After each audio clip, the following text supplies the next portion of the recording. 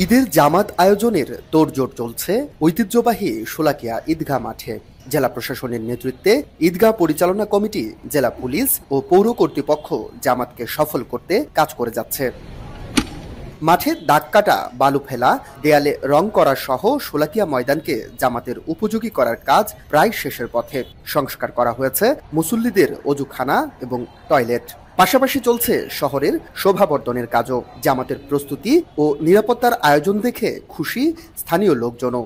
এই মাঠে নামাজ পড়লে আসলে আমরা একটা তৃপ্তি পাই, কারণ যেহেতু এখানে আসলে লাখো মুসল্লির একটা সমাগম হয়। প্রতি বছর সারা দেশ থেকে লক্ষ লক্ষ মুসল্লি এখানে নামাজ পড়তে আসেন, সেটা একটা বিরাট অন্য ধরনের ভালো লাগার অনুভূতি। সকলের মনে একটি আশাই থাকে যে সকলে মিলে একসাথে নামাজ আদায় করলে এবং দোয়া করলে আল্লাহ তাআলার কাছে দোয়া কবুল হয়।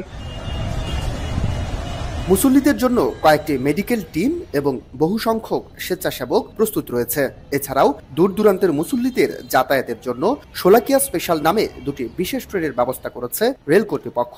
সম্মানিত মুসল্লিগণ যারা এখানে নামাজ আদায় করতে আসবেন তাদের জন্য সুপেয় পানির বন্দোবস্ত করা হয়েছে, পর্যাপ্ত পরিমাণ ওযুর ব্যবস্থা করা হয়েছে, তাদের জন্য অনেক ওয়াশরুম প্রস্তুত আমরা করেছি। তো আমাদের সার্বিক প্রস্তুতি ভালো আছে। নিরাপত্তা ব্যবস্থা জোরদারে এরই মধ্যে মাঠ নিয়ন্ত্রণে নিয়েছে আইন শৃঙ্খলা বাহিনী। জামাতের সময় মাঠ ও আশপাশে মোতায়েন থাকবে 5 প্লাটুন বিজিবি সহ পুলিশ, র্যাব ও আনসার বাহিনীর সদস্যরা। পাশাপাশি মাঠে সাদা পোশাকে নজরদারি করবে বিভিন্ন গোয়েন্দা সংস্থার লোকজন। এছাড়া পুরো ঈদগাহ মাঠ থাকছে সিসি ক্যামেরার আওতায়। ওয়েবসাইট তৈরি হয়ে গেছে, আমাদের ড্রোন ক্যামেরা থাকবে সকলের গতিবিধি পর্যবেক্ষণ করার জন্য। আমরা আমাদের যে সব জায়গায় চেকপোস্টগুলি রয়েছে সেই চেকপোস্টগুলি আমরা নিশ্চিত করব, পর্যাপ্ত সংখ্যক পুলিশ সদস্য এখানে থেকে এটা দায়িত্ব পালন করবে। জনশ্রুতি রয়েছে 1828 সালে এই মাঠে ঈদের জামাতে 1.25 লাখ মুসল্লি একসাথে নামাজ আদায় করেছিলেন। সেই থেকে এই মাঠের নাম হয় শোলাকিয়া, যা এখন শোলাকিয়া নামেই পরিচিত।